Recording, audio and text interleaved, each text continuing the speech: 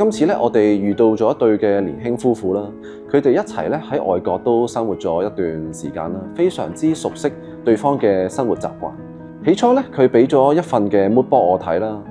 有工業風嗰一種粗獷感同神秘感之餘咧，亦都有一種咧西式古典設計入邊俾人一種好大方、好沉穩同好有溫暖度嘅感覺。係我哋過往作品咧一種好小情嘅感覺嚟嘅，所以咧設計上嘅方針咧，我哋係會好重視點樣去營造到呢一種嘅氛圍。咁單位咧位於大坑啦，屬於一梯一伙嘅格局，有自己嘅 lift lobby。咁屋主咧喜愛呢個單位嘅一大原因咧，係佢擁有實用面積大概1000尺啦，但係就冇任何嘅結構牆喺室內嘅。原先嘅開則咧屬於3房2廁加工人套廁嘅格局啦，因為佢哋只需要一間後備嘅房間啦。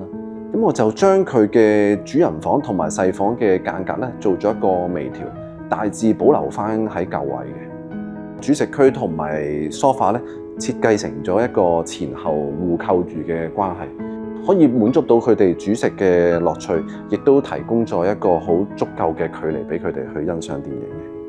起居室嘅另一個 corner 設計成咗一個多用途區，去收納翻佢擁有嘅健身器材。通過咗大門嚟到嘅呢一個玄關咧，呢度咧會有一組唔到頂加圓吊式嘅鞋櫃，放置到唔少嘅鞋輛，亦都會有全新嘅一啲嘅置物位，簡單嘅玻璃磚，可以營造到一種有神秘感嘅第一印象。起居室咧喺呢個項目入邊咧最重點嘅空間啦。佢哋日常兩個喺單位最大嘅樂趣咧，就係一齊煮嘢食，同一齊睇電影嘅。咁我就將呢個主食區同埋 sofa 咧設計成咗一個前後互扣住嘅關係。飯廳嘅區域咧置成咗一角，本身嘅空間都非常之充裕。咁我特意咧就用咗一個圓台啦，令到周邊嘅空間咧更加寬敞。旁邊咧，我運用咗一個木飾面牆啦，加一個木窗嘅設計咧，去遮蓋翻佢原本好沉悶嘅一套鋁窗。背後咧，我哋亦都做咗一個嘅凹位，上邊加咗一啲嘅 spotlight， 可以俾佢哋將來入住咗之後咧，慢慢去買翻一啲嘅 decorate 嘅物件咧，去增添翻一啲生活感。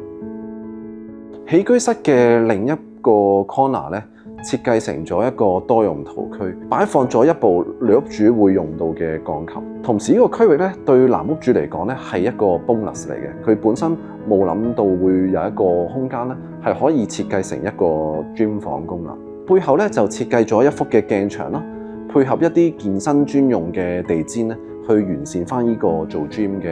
區域嘅。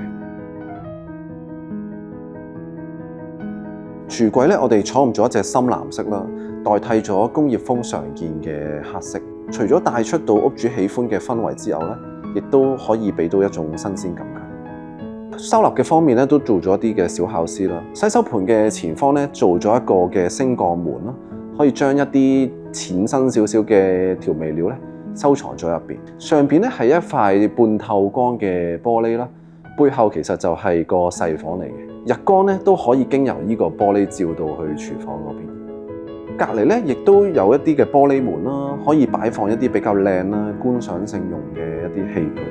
為咗令廚房能夠呈現得乾淨簡潔，將櫥櫃嘅腳座啦提高咗佢，做咗一個踢腳式嘅櫃桶。我哋將會影響視覺嘅電器咧都隱藏咗佢，一啲嘅小家電，譬如焗爐、飯煲之類咧，就收藏咗喺中島嘅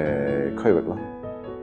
原先嘅廚房咧，經過改動之後咧，搖身一變咧就成為咗一個好光猛、富有精緻感嘅一個過渡空間。我將呢個區域咧設計成一個輕食區，用起上嚟咧有一種置身喺 cafe 嘅感覺。周邊咧我哋亦大膽咁用咗一啲嘅紅磚牆啦，去中和翻咧依間屋嘅冰冷感嘅。經過咗呢個嘅區域咧，我哋分別會可以去到客廁啦、沖涼房同埋儲物室。呢3個空間嘅 size 咧，我都間到係恰到好處啦，充分利用成個單位嘅面積。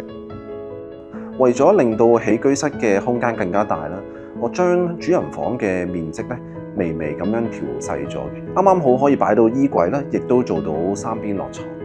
近年咧，香港嘅住宅設計咧，大多數嘅要求咧都係一啲亮度要夠高啦，有溫暖感啦。配色方面咧，主要係以白色加木色作為主調。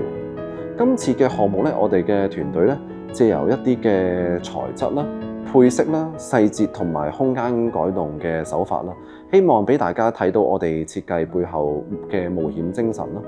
同時亦都呈現到一種視覺張力嘅感覺俾到大家。